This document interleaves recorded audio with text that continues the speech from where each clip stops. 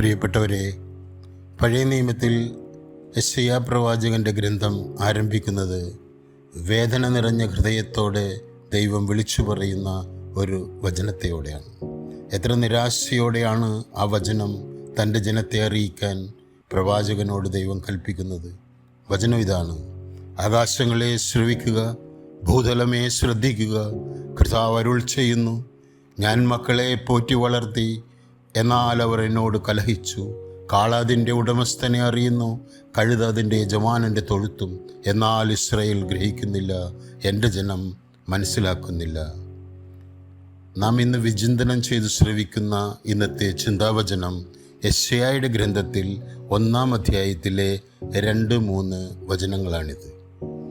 ഇസ്രായേലിൽ ദാവീദിൻ്റെയും മകൻ സോളമൻ്റെയും ഭരണകാലഘട്ടങ്ങളിൽ ജനം ദൈവവിശ്വാസത്തിലും ഉടമ്പടിയിലും വിശ്വസ്തരായിരുന്നു.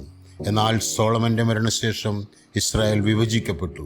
നമുക്കറിയാവുന്നതുപോലെ ഇസ്രായേലിൽ 12 ഗോത്രങ്ങളാണല്ലോ ഉള്ളത്. അതിൽ യൂദ, ബെഞ്ചമിൻ ഗോത്രങ്ങൾ ഒരു വശത്തും മറ്റു 10 ഗോത്രങ്ങൾ മറുവശത്തുമായി രാജ്യം മുറിച്ചു. യൂദാ രാജ്യവും ഇസ്രായേൽ രാജ്യവും.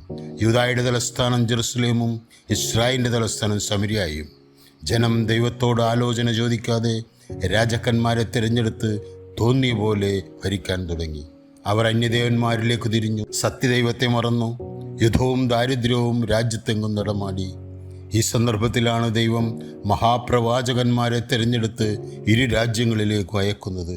ഏലിയ, എലീശ, യെശയ്യ, ജെറമിയ, ആമോസ്, ഹോസിയ പ്രവാചകന്മാർ ഇസ്രായേലിലും യൂദയിലും പ്രവചനങ്ങൾ നടത്തി.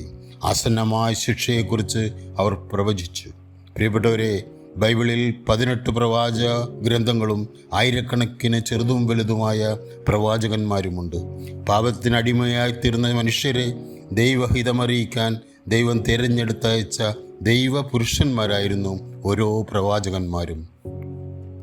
രക്തരൂക്ഷിതമായ യുദ്ധഭൂമിയിലും കൊടും ദാരിദ്ര്യത്തിൻ്റെ നടുവിലും അവർ ദൈവവചനങ്ങൾ ജനങ്ങൾക്ക് പകർന്നു കൊടുത്തുകൊണ്ടേയിരുന്നു. പ്രിയപ്പെട്ടവരെ, ദൈവഹിതമനുസരിച്ച് ദൈവം വാഗ്ദാനം ചെയ്തിരിക്കുന്ന നിത്യജീവൻ്റെ അന്തസ്സിലേക്ക് പ്രവേശിക്കാൻ ദൈവം വിളിച്ചിരിക്കുന്നവരാണ് നാം ഓരോരുത്തരും. നാം ആ സ്നേഹവലയത്തിൽ നിന്ന് അകന്ന് അന്ധകാരത്തിലേക്ക് പോകുമ്പോൾ ദൈവം വേദനിക്കുന്നുണ്ട്. മോശയുടെ കാലം മുതൽ പുതിയ അപ്പോസ്തലന്മാരുടെ കാലയളവിലും നമ്മുടെ പ്രവൃത്തികളാൽ ദൈവം ഒരുപാട് മുറിവേൽപ്പിക്കപ്പെടുന്നുണ്ട്. നമുക്ക് പ്രാർത്ഥിക്കാം.